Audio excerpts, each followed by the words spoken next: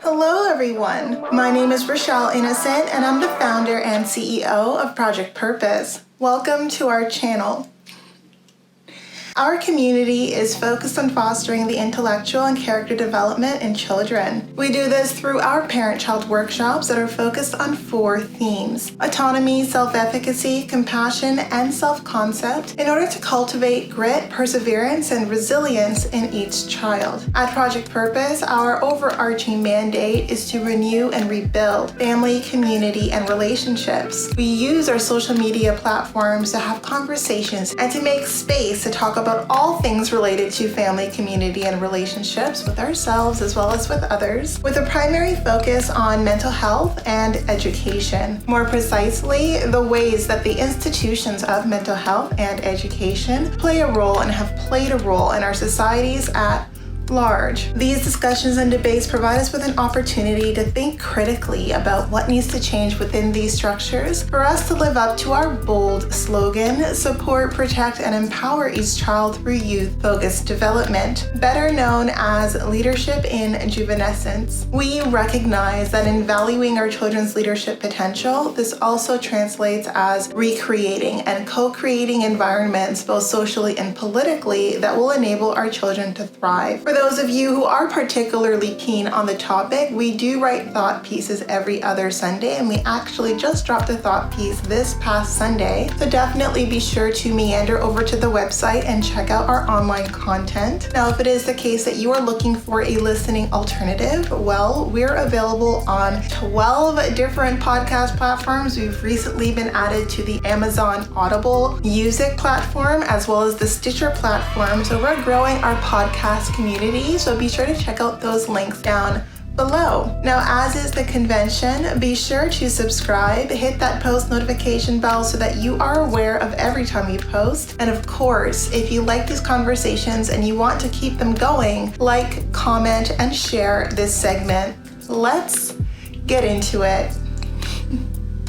Hello, ladies and gentlemen, and welcome back to another segment here on Project Purpose. For those of you who are new, we cover topics that relate to mental health, mental wellness, and education on a week-by-week basis. And today our topic of discussion is mental health. And on the topic of discussion, we're going to cover different ways to be kind to ourselves. I'm realizing as it relates to gaps in conversations on mental health, some of those gaps involve the conversations that we have with ourselves and the way that we show up for ourselves in our private thoughts and in our inner world, and how that can help or hinder our mental health. And I think some of the basic rules of engagement are often lost in translation because we just kind of assume that everyone has the same baseline, and that's just not true. So I'm here to talk about just different ways to be kind to ourselves that's going to help support our mental health, that's going to help maintain and sustain our mental health because of how we are orienting ourselves and how we are interacting with ourselves. So this is going to be a 2-part series, and frankly, depending on the reception, there's so many more videos that I can do on how to be kind to ourselves. There are so many different ways that are undiscovered by way of how we can be kind to ourselves, and I'm sure that there's creative license available as well. So I wanted to quickly jump right into it, and I think that it's very important that we recognize that when we want to support our mental health, there are ways that we go about it that can actually hinder our mental health in the long run, right? And if we're being tough on ourselves for the fact that we're struggling with our mental health, that is a prime area where kindness will probably work much better than criticism. And I'm here to express to you that the best way to help promote mental health, to help grow and sustain your mental health long term, is to swap out all of the areas where you're typically used to engaging with criticism. And by being harsh and by being frustrated with yourself, we're going to replace all of those behaviors and all of those ways of being with oneself with kindness. And I have different ways that kindness can translate and helps quiet that inner critic and helps shift the way that we orient in our inner mind. So shift the way that we have conversations with ourselves and the way that we engage with ourselves. So the first one is one that often in a fast-paced, high-speed, instant gratification environment is really hard to cultivate and develop and recognize the value in, but patience. Being patient with yourself. And this is so important. And even for me, this is an area that I had to learn to be kind with myself in, because when it comes to to pushing towards goals or wanting to attain something in a specific timeline, you put yourself through ardor, through stress to attain it. And sometimes you put yourself through so much ardor, through so much stress because of the impatience, because you really want to get to that goal, and you become very blind to the sacrifices that you're making to your mental health, to your spiritual and emotional well-being, to your body, and trying to push the needle on time. And I have learned that the best way to be kind to myself is to give it time.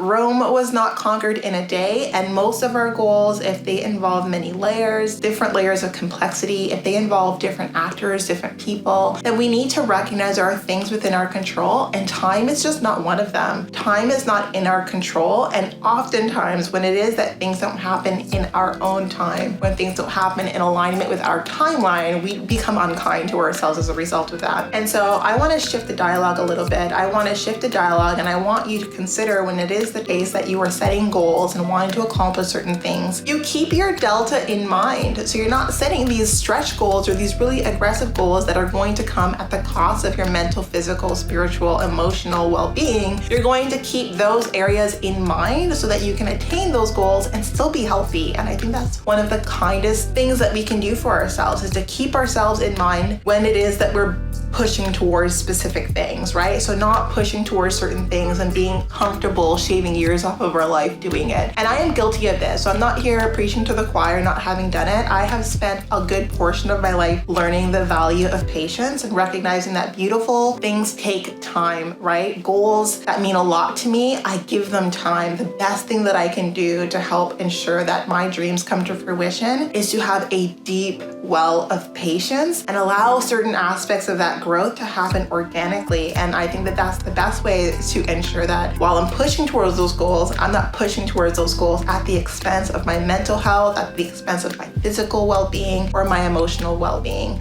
I have learned, in having done contrary to what I do now, like that your body will revolt against you, your mind will revolt against you, your emotions will revolt against you when you spend too much time not keeping them in mind. So I've learned the best way to tackle anything external to you is to keep what's internal to you in mind and build plans that preserve that delta first and foremost. And I think that that is one of the most underrated, under-communicated ways of demonstrating kindness to ourselves, keeping ourselves in mind in the plans and trajectories that we put forward, not being comfortable sacrificing our delta, sacrificing our alignment, or sacrificing aspects of our mental, emotional, and physical well-being to get something accomplished. So the next tenet that I want to share with you that helps to build and cultivate kindness to oneself and helps kindness translate in action and interaction with ourselves is self-validation. Validate your progress, every incremental step. Validate yourself in the small wins as well as in the big wins. If it is the case that, you went for a walk because you wanted fresh air, validate that choice to do something good for your body. If you made the choice to eat something healthier than what you initially had craved, validate yourself for that. I think too often we make healthy choices or great choices for ourselves and we just kind of shrug them off. We don't validate ourselves. We don't give ourselves the kudos that those smart choices involve, and we would validate someone else for making those choices. We are happy to be the cheerleaders of the people around us, yet for whatever reason, we don't think that it's important to be our own cheerleaders, to give ourselves a pat on the back, or we think that there's something like arrogant or pompous about it. These are inner conversations that you have with yourself. There's no one outside judging you. And for me, when it is the case that I'm like doing something strenuous, like if I'm carrying something and it's really, really heavy and I'm struggling, I am validating myself through that process. I had mentioned in a few videos that I did obstacle course races. And if you were hearing to my inner chatter, because sometimes it was me kind of muttering under my breath, I was encouraging myself, right? I was like, come on, Rochelle, you can do this. Like just a couple more steps. Like you can push forward, like push through this mental block. Like you can do this. Like you're a Spartan, you've got it. And I'm like there cheering myself on, validating myself for what it is that I had already accomplished and what it is that I am accomplishing to support and to encourage myself to attain the larger objective and the larger goal. So I think that too often we feel uncomfortable about the idea of validating ourselves because we don't want to be the kind of people who are like in love with ourselves, but like be in love with yourself. There's nothing wrong with it as long as you're not like egotistical, because this is a love that's not about the ego, right? It's about nourishing your sense of self, having a healthy relationship and rapport with yourself. This isn't about giving yourself a big head by any means. And which brings me to the third point and the last point for this specific video, but if this has piqued your interest, I'm making a second video to this effect as well, so stay tuned for that. And that is space. Giving yourself space to just be. And honestly, it takes time, and it takes just a moment of recognizing that the world doesn't stop, right? Time does not stand still for any one of us, but sometimes you need a timeout. And I'm here to say, if you need a timeout, take the time out. Give yourself space to recalibrate, to catch your breath, to sort through your thoughts, to do what it is you need to do to be okay. And too often we recognize the need that like we need a breather, like we need a moment, and we just ignore it. And when we continuously ignore those signals, hey, I'm tired. Hey, I am emotional right now. Hey, I feel, mentally exhausted right now. And if we continuously ignore those signals, then we pay the effects of that. And I think that it's important to just give ourselves space. Like the first signal that you get, like don't ignore it, right? Like give yourself the space that signal requires, and know that when you get back to what it is that you are doing, you're going to be in a better headspace to do it. I think mental health moving forward should be about how we unlearn different norms and conventions that involve and require us deprioritizing ourselves to get things accomplished. We're not machines. And I've said this in probably my introductory videos. A lot of human resources, human capital is about sort of dehumanizing the human person and seeing them more as machines, like units of production.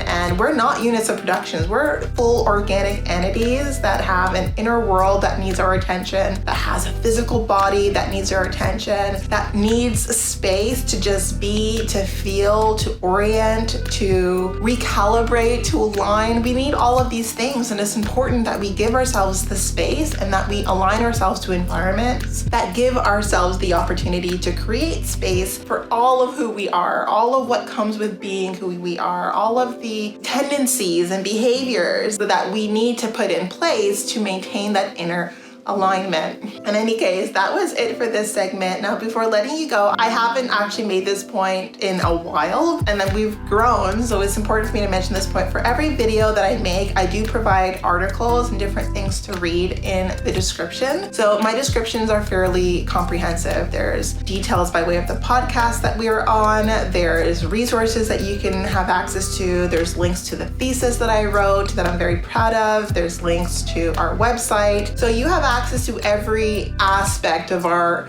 digital identity online. But I do want to make sure to give you the heads up that if you want to learn more about what this video talks about or what any of our videos talk about, we always provide at minimum 3 resources over and above the videos that we post, so that you can do a deeper dive and go in a little bit of a rabbit hole, hopefully working those creative juices and figuring out, well, how do I integrate this and implement this in my life? So that's it for today. Now, before letting you go, I would be remiss if I didn't let you know that we will be going live at least twice a month, every month for the foreseeable future on our Facebook page. Now, these events are paid events, so if you do see yourself participating in our community on an ongoing basis, then I do suggest you take a look at one of our package plans. Yeah, so with the package plans, you have unlimited access to our live events, as well as access to webinars and workshops that we offer over and above our live events, largely focused on self-mastery. And it gives you an opportunity to really take part and to integrate in our growing and evolving game changer community, where we take a skill-based approach on deriving more meaning and fulfillment out of life. We're very excited about the growth and evolution of our company. We're very excited to give you these products and services. And if it is the case that you're concerned about payment, I'm saying please don't be. We've just incorporated a new payment solution, Afterpay, that gives you the opportunity to make payments in 4 installments over a period of 6 weeks, and we're super thrilled to give you the opportunity to have a little bit more flexibility, rendering all of our programs and services more accessible to you. Thank you so much for tuning in. If you're still here, please subscribe if you're not subscribed yet. Follow us on all of our social media platforms. We're trying to get to 1K across all of our platforms. That is the current goal. So we appreciate anyone and everyone who contributes to our growth, to our evolving community, and we look forward to chatting with all of you very soon. We'll talk to you later.